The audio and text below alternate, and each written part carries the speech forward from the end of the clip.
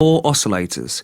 3 are audible, and the 4th can manipulate certain aspects of the other 3. Although we will create a separate sub-bass instrument later on, it's worth starting with a lower sound to put the instrument in the right frequency context. To create some low end, you can set oscillator 1 to sine square or sine triangle from the basic wave menu. The wavetable position dial will crossfade between a pure sine wave on the left and a triangle or square wave respectively to the right.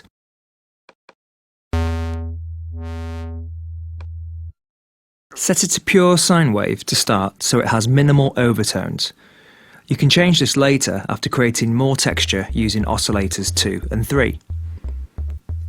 If you hear a clicking noise as you play a MIDI note, look at the amplifier's ADSR settings. Standing for attack, decay, sustain and release, this envelope can control different parameters over the time taken to press, hold and then release a MIDI note.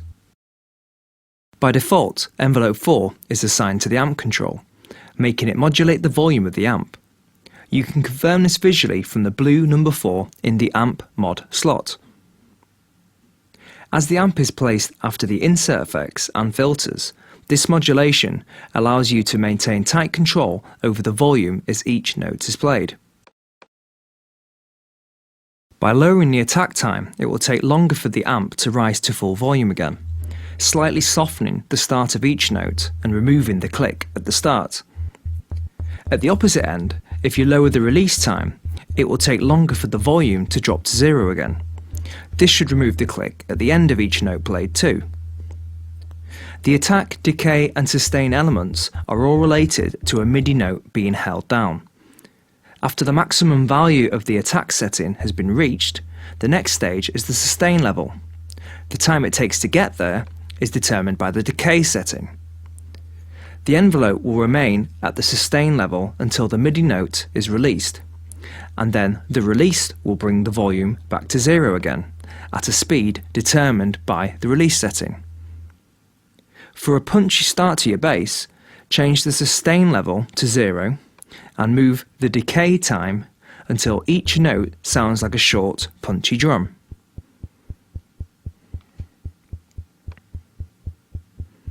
Then change the sustain level to around 3/4, making the punch element just fractionally louder than the sustain level.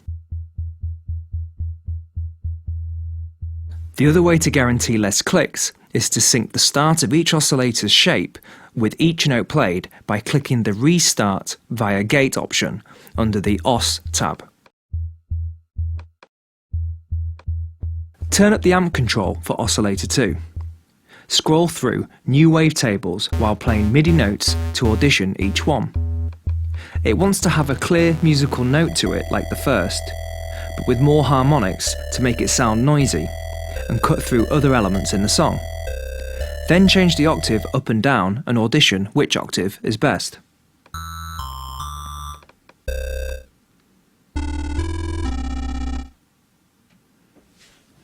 With a noisier wavetable, you can create a dramatic change using the WT position control. In spectrum mode, a lower intensity setting serves only to dull these rich frequencies, so leave this at full for now.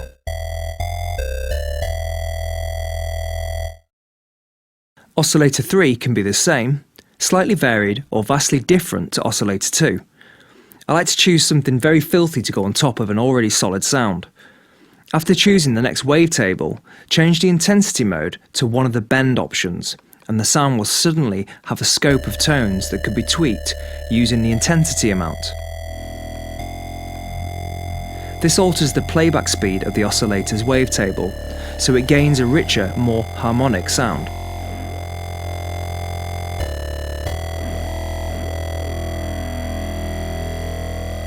Another option is to change the intensity mode to formant, making intensity changes now vowel-like and resonant when static. Try to remember any parameters that sounded interesting when in motion, as this will be useful later on.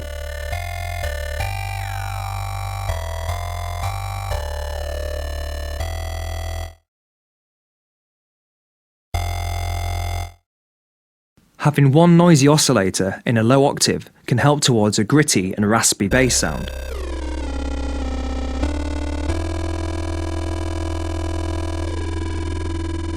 Having one or two in a high octave can give you a cheeky, almost jump-up sounding tone.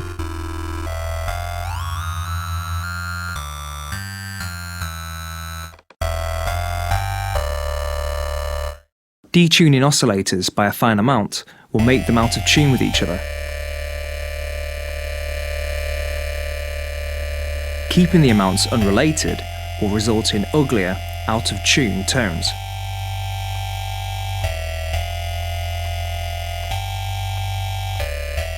Rebalance the volume of each oscillator every now and then to get the best overall tone.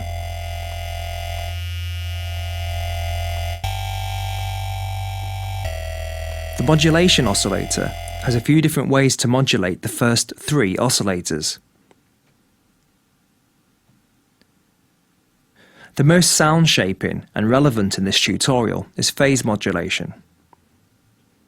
Similar in sound to frequency modulation, it can be applied to oscillator 1, 2 or 3 with a varied amount. Select phase, move the amount halfway and then select each oscillator while deciding which creates the most interesting change. Then change the mod oscillator by octave for more extreme changes, deciding which sounds best before tweaking the amount to apply. A fine detune to this oscillator can also create a more unpleasant sound.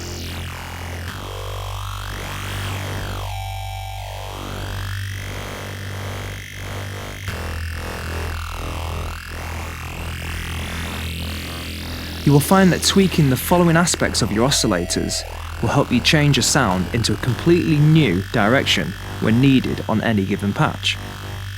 Wavetable position, intensity control while in bend or formant modes, oscillator octave, oscillator detuning, and phase modulation amount and octave.